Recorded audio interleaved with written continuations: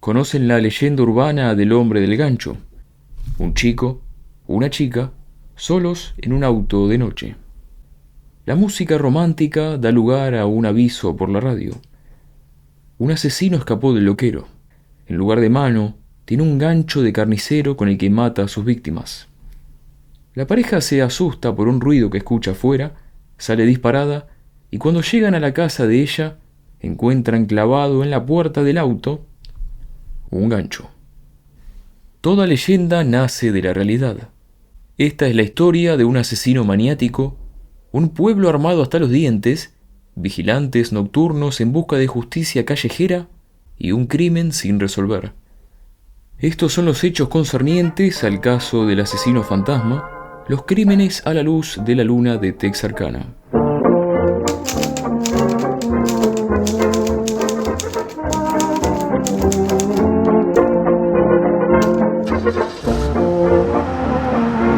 Era casi medianoche, el 22 de febrero de 1946. Jimmy Hollis tenía 25 años. Mary Jean Leary, 19. La noche había sido de película, de cena, de bebida, una cita doble con el hermano de Jimmy y su novia, que habían dejado atrás un rato antes. En un camino retirado del bullicio pueblerino, un Lover's Lane, se habían procurado la privacidad necesaria. Eso fue hasta que apareció la compañía.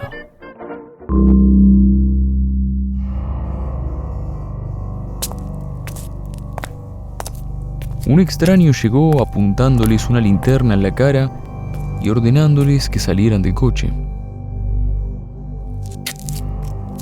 A Jimmy le dijo que dejara caer sus pantalones. Cuando lo hizo, el extraño le descargó un golpe con la culata de su pistola. Mary Jean creyó que le había disparado. Lo que oyó fue el cráneo de Jimmy partirse en 3 pedazos. Le mostró la billetera del inconsciente Jimmy, rogándole que lo dejara en paz. A ella la golpeó más suave, diciéndole que mejor comenzara a correr. Así lo hizo hacia la banquina, pero no. El extraño quería que lo hiciera hacia el camino. Mary Jean corrió hasta que tuvo que sujetarse el pecho. A lo lejos vio un auto estacionado. Corrió aún más rápido, a pesar de los tacones. Estaba a punto de pedir ayuda cuando vio que el auto estaba vacío. Era del extraño. A esta altura tenía al atacante casi encima suyo. Giró para confrontarlo, pero el atacante, confundido, le preguntó por qué corría. Ella dijo que cumplía la orden. Por sus molestias recibió un golpe que la tumbó al suelo. A esta altura lo tuvo encima suyo, atacándola con el cañón de la pistola. Jimmy despertó de un muy mal sueño. Adolorido, cubierto de sangre y sin pantalones. Corrió al camino, frenó un auto que pasaba y pidió una ayuda que le fue negada por su aspecto, pero el conductor le dijo que llamaría a la policía en su próxima parada. Otro auto que pasaba por donde Mary Jean sufría su ataque espantó al extraño. Ella corrió al 805 de la calle Blandon, donde pudo llamar a la policía. Ambos sobrevivieron. Ella pasó una noche en el hospital. Jimmy pasó 2 semanas en coma. Ella decía que había sido un muchacho blanco. Él decía que había sido un hombre de color de unos 30 años. Ninguno pudo ver bien. El atacante tenía en la cabeza un saco con hoyos para los ojos y la boca. «Tuvimos suerte», dijo Jimmy. «Los próximos que agarre van a morir».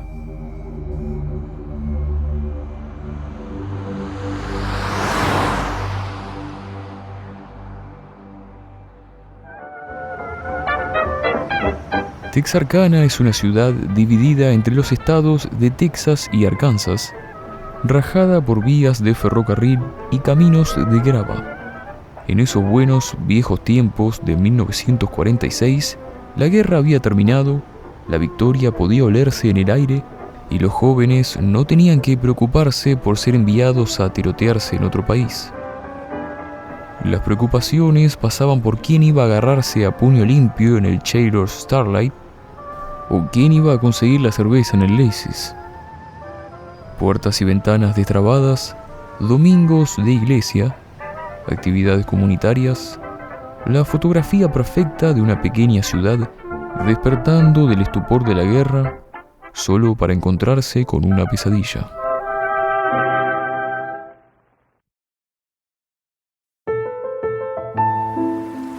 El 24 de marzo amaneció lluvioso. Un motorista que venía por la ruta 67 vio un auto estacionado en un lugar poco usual, en otro Lovers Lane. Pensando que estaban atascados en el barro, fue a ver si necesitaban ayuda. Dentro del coche encontró 2 cuerpos con un tiro en la nuca cada uno.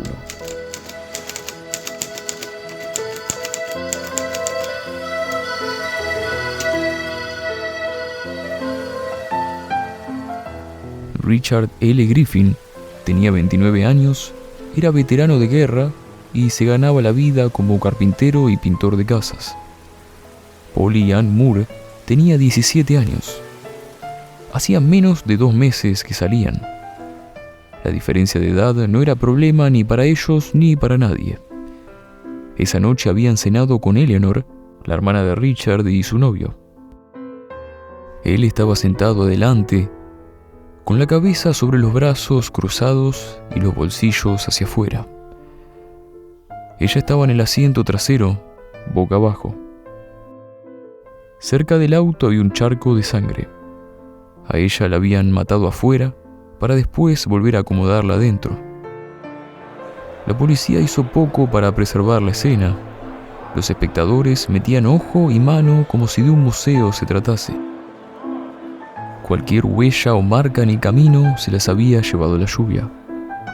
En respuesta al crimen, las autoridades lanzaron una investigación masiva entre la policía, el departamento de sheriff de ambos estados y el FBI. Decenas de testigos entrevistados y una recompensa de $500 no produjeron ninguna información nueva. Las autoridades estaban reticentes a hacer la conexión con el crimen anterior. Por su parte, la chusma contó sus propios cuentos sobre lo que había ocurrido y por qué. Rumores, mentiras, información a medias. A decir verdad, a Richard Griffin no le habían robado, a Polly Ann Moore no le habían tocado un pelo. Los habían matado a sangre fría, sin razón aparente. Lo único que pudieron rescatar como prueba fue un cartucho de bala calibre 32, seguro de una pistola marca Colt. En esa época, en ese lugar, con esa pistola, podría haber sido cualquiera.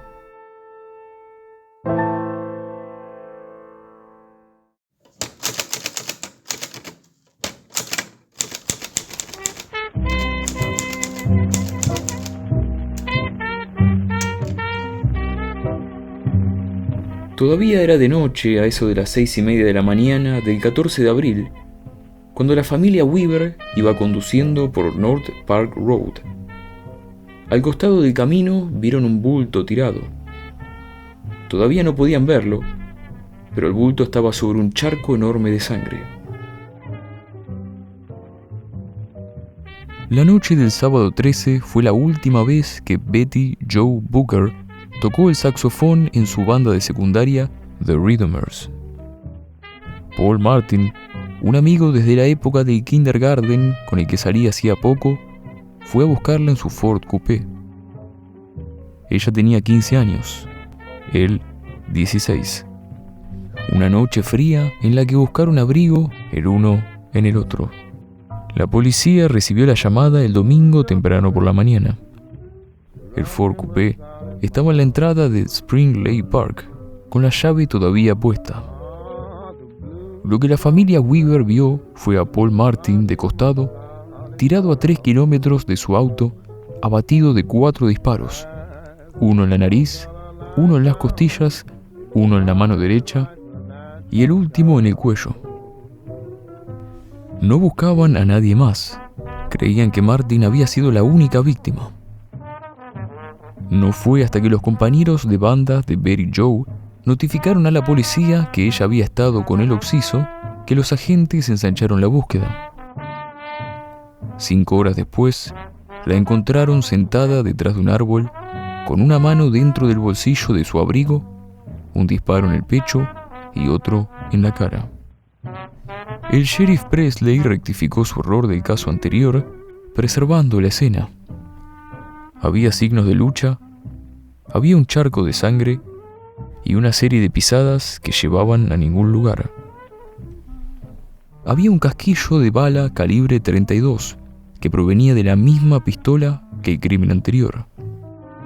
Por último, encontró una serie de huellas digitales en el volante del Ford que no pertenecían a nadie conocido que pudiera haberlo manejado. Nadie sabía si el mismo asesino los había conducido allí para soltarlos y cazarlos como alimañas, o si los había emboscado dentro del parque y luego utilizó el Ford para escapar hacia su propio coche. A Paul Martin y a Betty Joe Booker los enterraron ese mismo martes a la vista de un centenar de espectadores. Al asesino, su modus operandi le ganó por mano de la prensa el apodo de El Fantasma. La policía no pudo encontrar el saxofón de Betty Joe.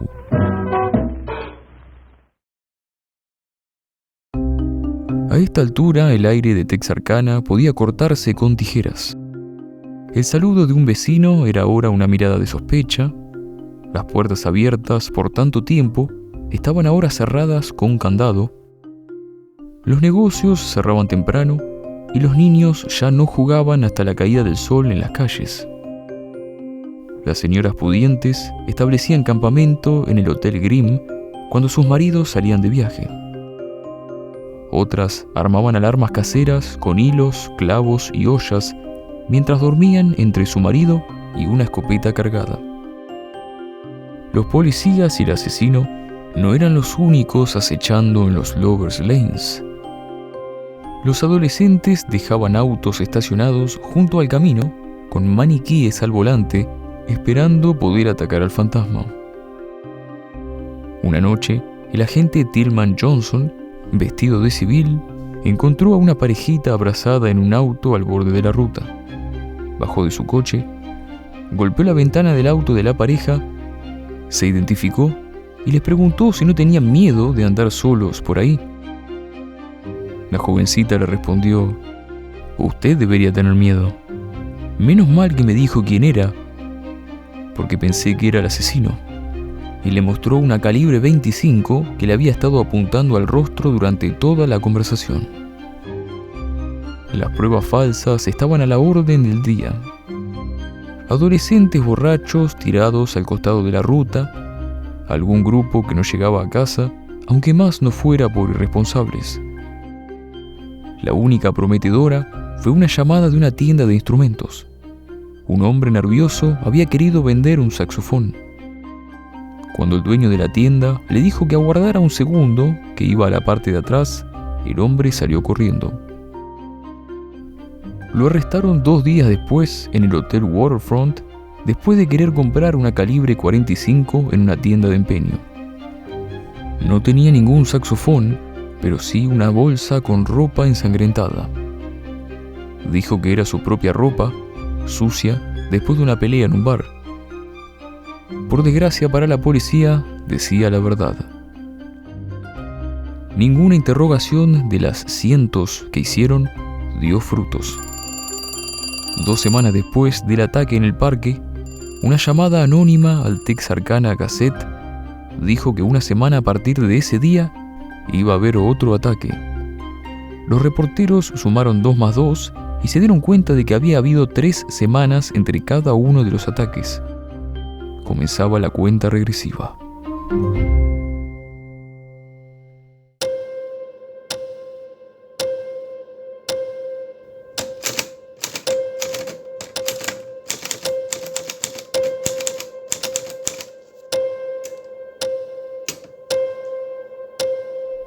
Cuando alguien golpeó la puerta del señor Prater, La noche del 3 de mayo, no esperaba ver a la señora Starks ensangrentada, diciendo que su marido había muerto. Tomó su rifle, disparó al aire para alertar a algún vecino y la llevaron al hospital, donde contó lo que vivió. Eran las 9 de la noche, a 80 kilómetros del bullicio pueblerino. Kathy Starks estaba en el dormitorio de su casa en medio de una granja de 500 acres. Virgil Starks estaba en el living escuchando la radio mientras leía la última publicación del Texarkana Gazette. Kathy le pidió que bajara el volumen de la radio porque había escuchado algo raro afuera. Lo siguiente que oyó fueron 2 golpes. Una bala entrando por la ventana y el cuerpo de su marido cayendo. En su intento por llamar a la policía, recibió 2 disparos, uno detrás de la oreja y otro en la quijada. En el frío de la noche, abrigada solo con su camisón, corrió a la casa de su hermana, pero no había nadie. Por suerte, su vecino, el señor Prater, estaba en casa y ya sabemos lo que ocurrió.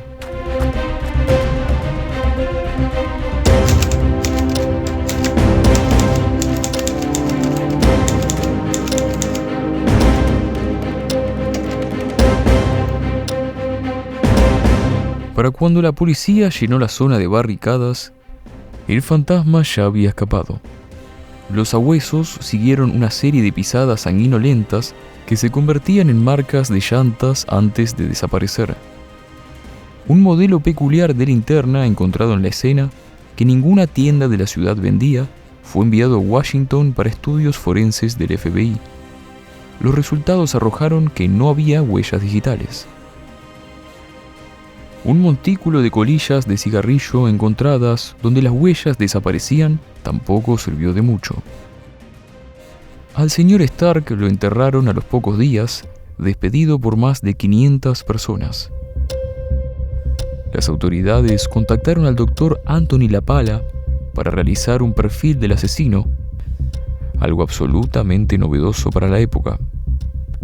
Este dijo que el criminal seguía de cerca la investigación, sabía lo que ocurría a cada momento, sabía que había patrullas en los caminos aislados y fue por eso que eligió la casa de los Stark.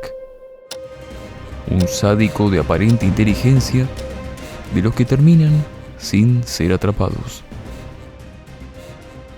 Algunos vecinos patrullaban las calles armados, mientras que otros convertían sus hogares en búnkeres. Los clubes nocturnos y cines no tenían clientes. Las tiendas de armas tenían por montones.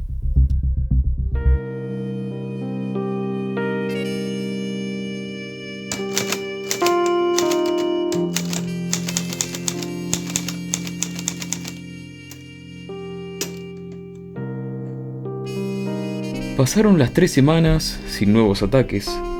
Pasaron meses sin nuevas noticias. Quedaba poco por hacer cuando apareció otro cuerpo. Esta vez fue en las vías de Kansas City Southern Railway. Earl McSpadden había perdido un brazo y una pierna cuando un tren lo pasó por arriba. Lo problemático del asunto fue que esto ocurrió cuando ya había muerto, ensartado en el cuello con un objeto filoso. La creencia popular fue que se trató de la última víctima, porque ya cualquier muerto entraba en el closet del asesino, o el mismo fantasma, ajusticiado por un vengador anónimo. El agente Max Tackett descubrió que cada ataque del asesino fantasma coincidía con la aparición de un auto robado y el robo de uno nuevo, así que cuando encontró un auto vacío para usar de carnada, hizo una captura importante en el caso, la de Penny Sweeney. Penny Sweeney confesó rápido, confesó varias veces y con bastantes problemas. Acusó a su marido, Joel Sweeney, un ladrón de autos, de ser el asesino fantasma. A él lo capturaron cerca de Texarkana y ya de entrada preguntó si le iban a dar la silla eléctrica. Penny confesó 4 veces, en cada una dando un relato diferente, con detalles que cualquiera podía sacar del periódico. Uno importante fue la locación del saxofón que ella dijo haber visto en manos de su marido la noche del ataque en el parque, cuando lo guardó en su auto robado de turno. Al saxofón lo encontraron de casualidad 2 empleados del parque arreglando una reja cerca de la escena. En una carta a sus padres, Penny reconoció haberle mentido a la policía para que la dejaran en paz, después de interrogarla por horas y no de la manera más amable. A Joel Sweeney le dieron cadena perpetua por reincidencia habitual.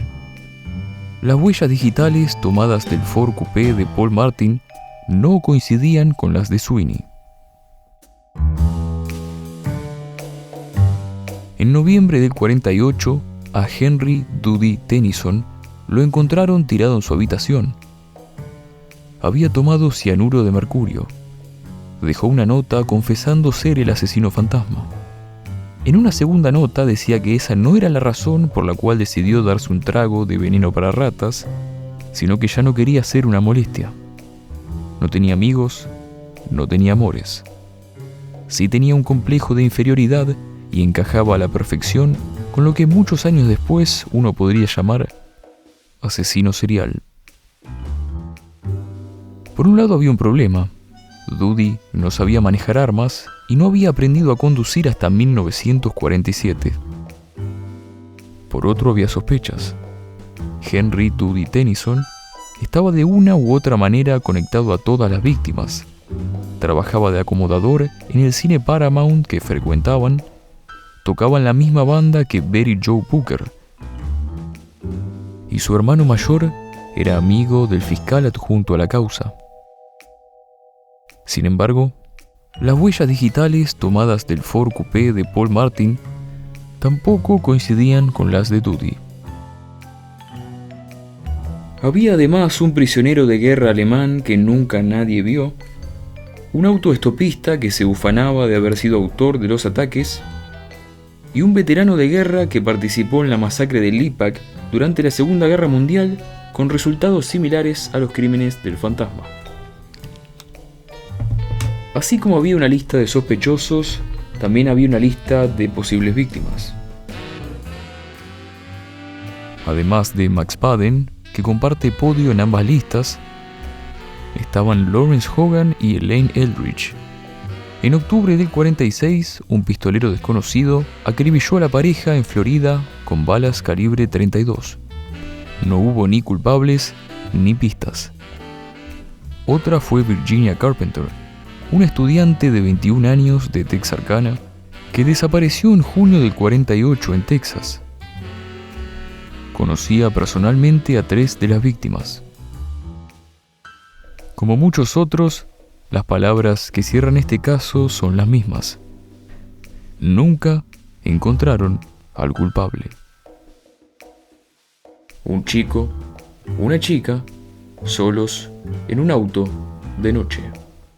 La próxima vez que finjan quedarse sin combustible, tengan cuidado. Estos fueron los hechos concernientes al caso del asesino fantasma, los crímenes a la luz de la luna de Texarkana. Hasta la próxima.